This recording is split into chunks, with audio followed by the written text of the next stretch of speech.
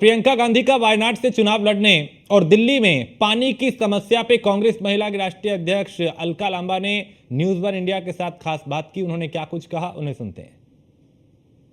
नमस्कार, आप देख रहे हैं न्यूज़ वन इंडिया और मैं हूं आपके साथ आस्था तिवारी। अगर बात की जाए तो देश में 2024 के इलेक्शन हो चुके हैं, परिणाम आ चुके हैं, लेकिन उसके बाद से लगातार जिस तरीके से सियासी महकमे में हर तरीके की चीजों पे बदलाव देखा जा रहा है, जहां विपक्ष अपनी मजबूती को भी साबित करते हुए दिखा है, तो वहीं सत्ता पक्ष को भी घेरने का काम बहुत बखूबी से कर रहा है।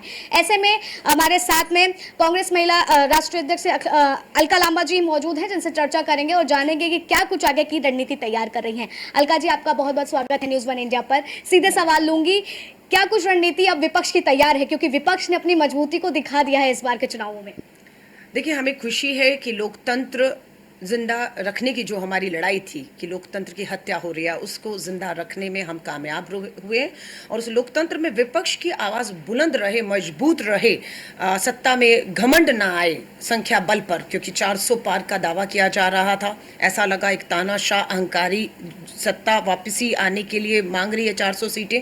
आरएसएस के नेताओं ने भी दिखा दिया आईना कि इतना घमंड, इतनी तानाशाही अहंकार नहीं चलता है ना। सो विपक्ष को मजबूती के साथ जो है लोगों ने विश्वास दिया और हम विपक्ष में बैठेंगे, हमें उम्मीद नहीं थी। राहुल जी ने जैसे फिर कहा, मैं वापस कहूंगी, इस लोकतंत्र में अगर कोई भी सवाल उठे उसका जवाब मिलना चाहिए।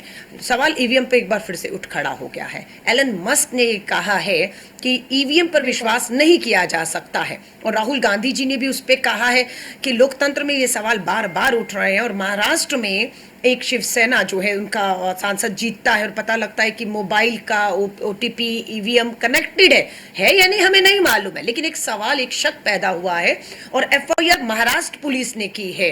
किसकी है महाराष्ट्र में सरकार? कांग्रेस की तो नहीं है, इंडिया अलायंस की भी नहीं है, तो आपकी है ना। तो आपकी पुलिस अगर एफआईआर करती है और जांच शुरू कर देती है तो आपको इंतजार करना चाहिए था बीजेपी के केंद्रीय नेतृत्व को, है ना। लेकिन उन्होंने चट क्लीन चिट दे दी चुनाव आयोग को कि नहीं ऐसा तो हो नहीं सकता, ऐसा तो हुआ नहीं है ना। सो बात यह कि लोकतंत्र में अगर शक पैदा हो, सवाल उठे, उसका शक दूर होना चाहिए, सवालों के जवाब मिलने चाहिए और हम मजबूती से ये लड़ाई को लड़ाएंगे। ठीक है, तो आप अलका जी को साफ तौर पर सुन सकते हैं कि किस तरीके से उन्होंने अपनी बात को बखूबी तौर पे रखा।